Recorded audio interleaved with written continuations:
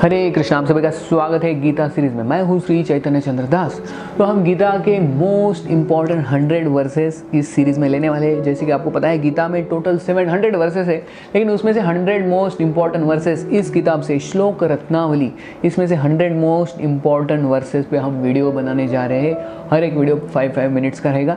तो आज से हम ये शुरू कर रहे हैं सीरीज़, और ये पीपीटी है हमारे पास जो हिज ग्रेस राधे श्याम प्रभु का गीतामृत बिंदु पीपीटी के साथ हम ये श्लोका लेंगे। आज हम फर्स्ट वर्स लेंगे भगवद गीता का 1.1। धृतराष्ट्र उवाच धर्मक्षेत्रे कुरुक्षेत्रे समवेतायुयुत्सवा मामकाः पांडवाश्चैव किम अकुर्वत Sanjaya. Translation by AC Bhaktivedanta Swami Srila Prabhupada. Dhritarashtra said, "O Sanjay, after my sons and the sons of Pandu assembled in the place of pilgrimage at Kurukshetra, desiring to fight, what did they do?" तो यहाँ पे धृतराष्ट्र पूछ रहे संजय को। तो ये धृतराष्ट्र उवाच, सबसे पहला श्लोक धृतराष्ट्र ने बोला। संजय को पूछ रहे धृतराष्ट्र कि उधर मेरे पुत्र जो कौरव और पांडु के पुत्र पांडव एक साथ आए युद्ध भूमि में धर्म क्षेत्र कुरुक्षेत्र में, तो उधर आगे क्या हुआ बताओ संजय, क्या हुआ? तो अभी श्रील प्रभुपाद बताते परपट में, तो ये प्रश्न पूछने की जरूरत क्या थी धृतराष्ट्र को? क्योंकि अगर कोई युद्ध के लिए, युद्ध करने के लिए एक साथ आता है युद्ध भूमि पे, तो वो क्या करने वाले? दोनों टीम अगर क्रिकेट खेलने के लिए आए, साथ में टॉस होता है, तो क्या करेंगे? वो क्रिकेट ही खेलेंगे ना, दूसरा कुछ नहीं करने वाले। तो युद्ध के लिए आए तो युद्ध ही खेलेंगे। तो धृतराष्ट्र ऐसा प्रश्न क्यों पूछते हैं यहाँ पे संजय को? तो प्रभुपाद बोलते हैं उसका कारण इधर। So you can see the reason here. Because Dhritarashtra was desirous, doubtful, fearful and hopeful. तो इसका मतलब क्या है? हमारे आचार्य बताते हैं कि धृतराष्ट्र ऐसे प्रश्न क्यों पूछा उसने। Y desirous? डिजायरस यानी उसको इच्छा थी कि युद्ध होना चाहिए, युद्ध होना ही चाहिए। He was very much eager that this battle should happen 100%. So that's why he was asking, हुआ कि नहीं युद्ध? डाउटफुल यानी उसको लग रहा था कि ये जो धर्म क्षेत्र कुरुक्षेत्र, क्योंकि कुरुक्षेत्र जो है एक धर्म क्षेत्र था, उधर कई सारे साधु संतों ने तपस्या की थी, तो इसीलिए धृतराष्ट्र को लग रहा था कि क्योंकि ये तीर्थ स्थान है, धर्म क्षेत्र है, जब मेरे बेटे उधर जाएंगे उनका मन परिवर्तन नहीं होना चाहिए और वो बोलेंगे कि युद्ध नहीं करेंगे, आप ले लो सारा की सारा राज्य, हमें राज्य नहीं चाहिए, ऐसा ना हो जाए। He was in anxiety Dhritarashtra, इसीलिए वो पूछ रहा है कि क्या हो गया, किम अकुर्वत संजय।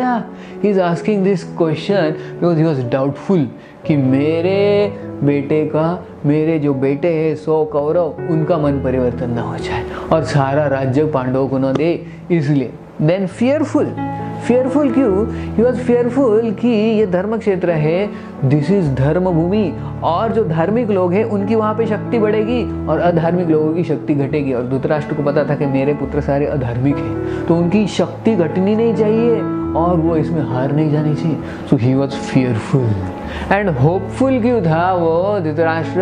कि उसको लग रहा था ये धर्म क्षेत्र जो है, क्योंकि बहुत अच्छी जगह है, अगर पांडवों का मन बदल गया और वो सोचेंगे कि सारा राज्य ले लो, हमको राज्य नहीं चाहिए, हम तो जंगल चले जाएंगे, हम सुख शांति से रहेंगे, ऐसा होगा तो बहुत अच्छा होगा। तो he was hopeful.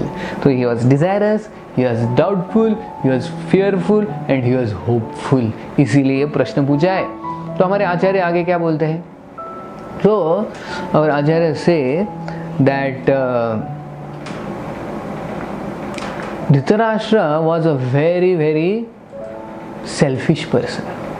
He was always in me consciousness, इसलिए मामका पांडवाश्चैव, कि मेरे पुत्र और वो पांडु के पुत्र दोनों साथ में आके क्या किया? तो मैं हमेशा मैं करता था। He was always me, mine.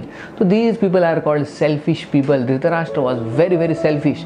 तो हम देखते हैं कि me to we, हमें मी के स्तर से उठ के वी के स्तर पे जाना चाहिए।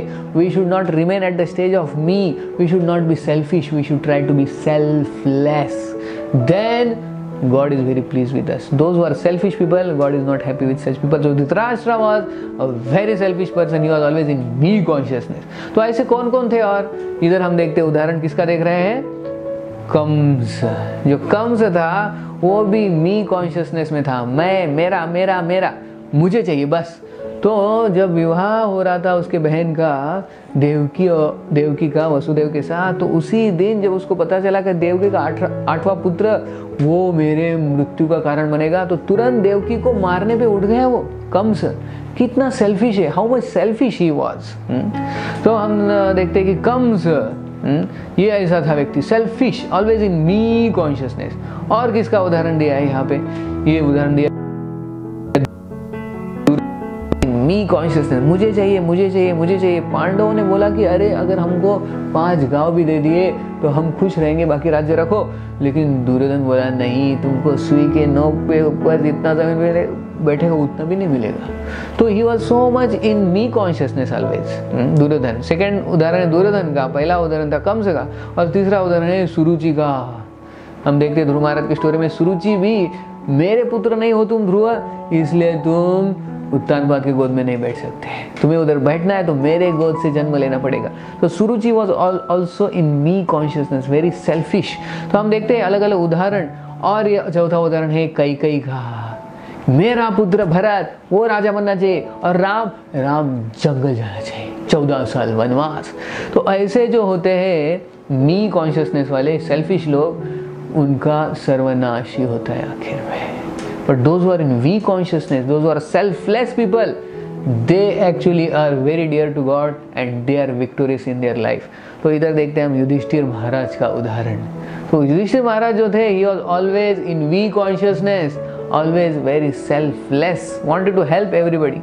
तो हम अलग अलग उदाहरण देखते हैं महाभारत से कि कैसे युधिष्ठिर महाराज was always in we consciousness। तो ऐसे कहते हैं कि if you really want to become handsome, because everyone wants to become handsome, everyone wants to look handsome, but really if you want to become handsome, then give hand to some, then you become really handsome. So one should be selfless in life and give up selfish mentality. We should rise from me to we consciousness. तो धृतराष्ट्र के उदाहरण से हम देखते हैं ये पहले श्लोक में कि Dhritarashtra was a very very selfish person, he was in a me consciousness. So we learn from Dhritarashtra what we should not be and we learn from Yudhishthira how we should be। तो ये है फर्स्ट श्लोका गीता का 1.1। बहुत बहुत धन्यवाद। हरे कृष्ण।